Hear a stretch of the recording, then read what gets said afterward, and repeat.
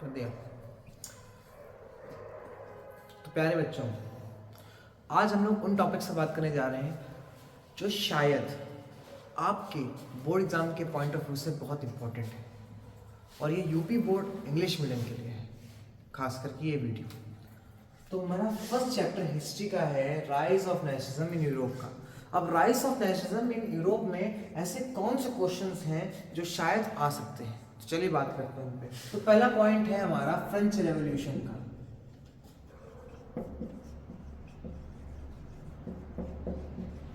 अच्छा बच्चों, एक बात बताओ, जो फ्रेंच रेवोल्यूशन था वो कब हुआ था? क्या आपको पता है बात? अगर आपको पता है तो शायद एक क्वेश्चन आपके में आ सकता है। फ्रेंच रेवोल्यूशन 1789 में हुआ था, ये आपका फर्स्ट पॉइंट है। दूसरा पॉइंट ये है, और काफी इंपॉर्टेंट पॉइंट भी है, कि बच्चों जो हमारा चैप्टर नेशनलिज्म, उसमें जो वर्ड है ना नेशनलिज्म, ये वर्ड का फर्स्ट एक्सप्रेशन कब आया था?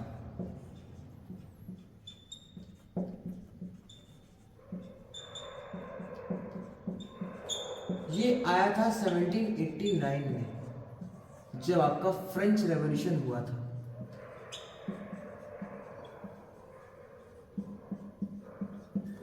जब आपका फ्रेंच रेवोल्यूशन हुआ था 1789 में, तब नेशनलिज्म की भावना हर एक नागरिक के, यूरोप के हर एक नागरिक के अंदर जागी थी। अच्छा, एक और बात बोली गई थी बच्चों, जैसे हम लोगों ने कौन सी बात थी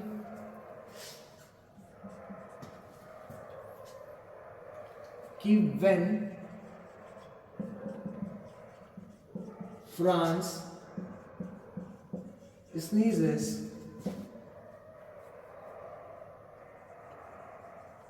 whole Europe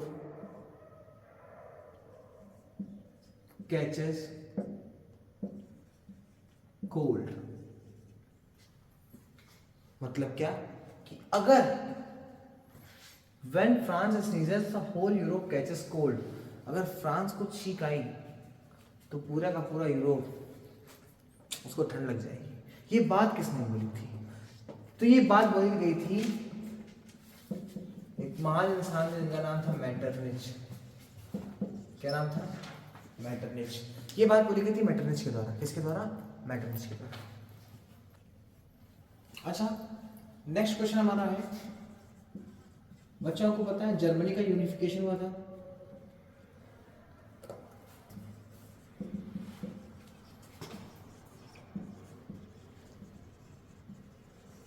जर्मनी का यूनिफिकेशन हुआ था, क्या आपको मालूम है? जर्मनी की यूनिफिकेशन में सबसे बड़ा रोल किसका था? सबसे बड़ा रोल था ऑटो वॉन बिस्मार्क का। ऑटो वॉन बिस्मार्क का सबसे बड़ा रोल था।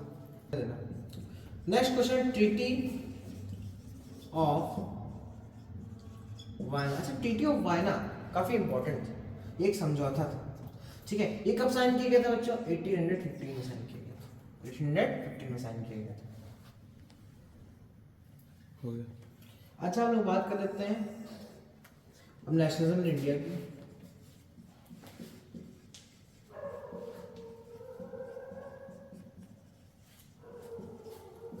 अच्छा, ये टॉपिक्स के उन पॉइंट ऑफ व्यू से इंपॉर्टेंट है जो आपके एमसीक्यू में आ सकते हैं। अभी हमने कोई सब्जेक्टिव पार्ट को नहीं टच किया है, ये टॉपिक से रिलेटेड आपके एमसीक्यू पार्ट को टच कर सकता है।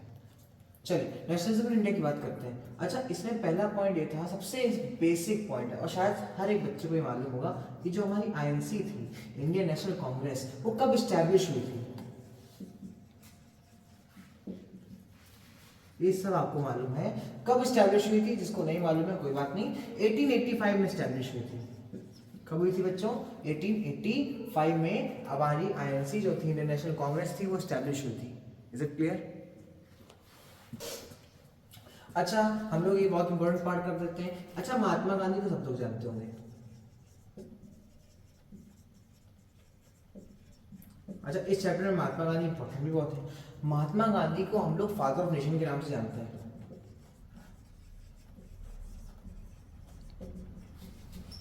जानते हैं कि नहीं जानते? महात्मा गांधी को हम लोग फादर ऑफ नेशन के नाम से जानते हैं। तो महात्मा गांधी को फादर ऑफ नेशन अगर पूछ दिया गया कि who was the father of nation, who addressed as the father of nation, then you can tell Mahatma Gandhi. अच्छा, इन्होंने एक बुक भी लिखी थी, ये ऑथर थे एक बुक के, उस बुक का नाम क्या था बच्चों? हिंद स्वराज। क्या था? इन्होंने एक बुक लिखी थी जिस बुक का नाम था हिंद स्वराज। ठीक है, Mahatma Gandhi father of nation भी थे और ऑथर भी थे हिंद स्वराज बुक के। अच्छा, एक इंसिडेंट की बात हम लोग कर लेते हैं, शायद आपको यहाँ पे दिख पा रहा होगा। हम लोग बात करते हैं एक इंसिडेंट की जिसका नाम था Chauri Chaura incident.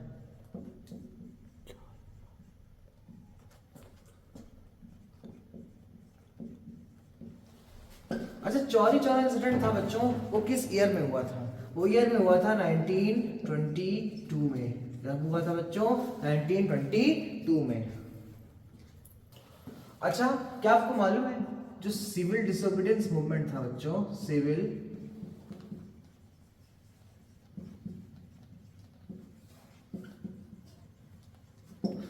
Disobedience movement था, वो ऐसा कौन सा इंपॉर्टेंट इंसिडेंट था कि वो बिल्कुल आ ही गया था? तो आपको मालूम होना चाहिए, जब सॉल्ट लॉ ब्रेक हुआ था, ब्रेकिंग ऑफ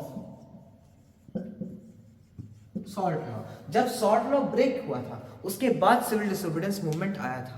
अच्छा, इसके साथ एक और पॉइंट है जो काफी इंपॉर्टेंट है, वो हम आपको बता दें कि एक बात है जो आपको शायद पता हो, किसी ने ये बात बोली थी, Swaraj is my birth right.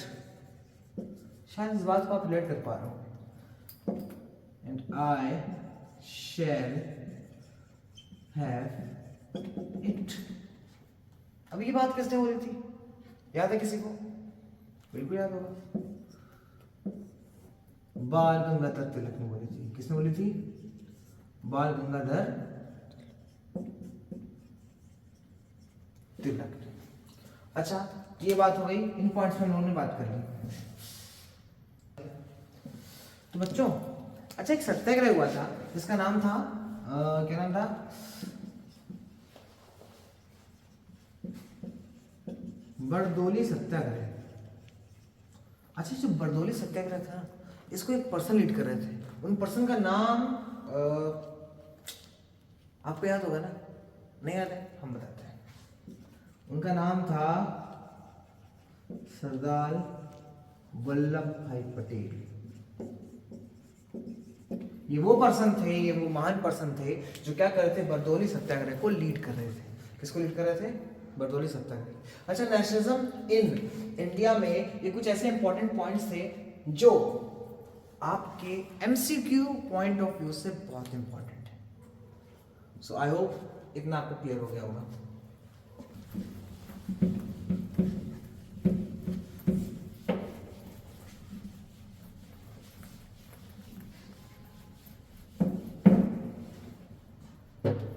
अच्छा, हम लोग बात करते हैं मेकिंग ऑफ ग्लोबल वर्ल्ड की।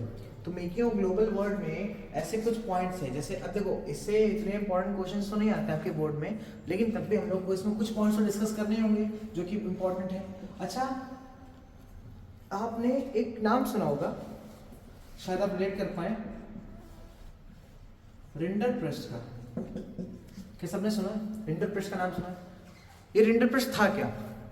ये रिंडरप्रस्ट एक ऐसा डिसीज था जो अफ्रीका से स्प्रेड होना चालू हो गया था। रिंडरपेस्ट एक डिसीज था जो अफ्रीका में स्प्रेड होना चालू हो गया था। ये भी एक बहुत इंपॉर्टेंट पॉइंट है जो आपके बोर्ड के एमसीक्यू पॉइंट ऑफ व्यू से इंपॉर्टेंट है। अच्छा, एक और पॉइंट हमारा ग्रेट डिप्रेशन। अच्छा, ये वो डिप्रेशन नहीं जिसमें काफी बच्चे चले जाते हैं, ये दूसरा डिप्रेशन है, ग्रेट डिप्रेशन। अच्छा, ग्रेट डिप्रेशन जो आया था वो स्टार्ट कब हुआ था? क्या आपको पता है? वो 1929 में स्टार्ट हुआ था। अच्छा, ये ईयर बहुत इंपॉर्टेंट है। जो ग्रेट डिप्रेशन था 1929 में स्टार्ट हुआ था, और उसका रीजन भी बहुत इंपॉर्टेंट है। ये पूछ सकता है कि ग्रेट डिप्रेशन आने का मेन कॉज क्या था? उसका मेन जो कॉज था वो ये था कि जो तुम्हारा एग्रीकल्चर सेक्टर था ना बच्चों, एग्रीकल्चर सेक्टर था, उसमें बहुत ज्यादा, हद से ज्यादा प्रोडक्शन दिख रहा था, एक्सेसिव प्रोडक्शन दिख रहा था।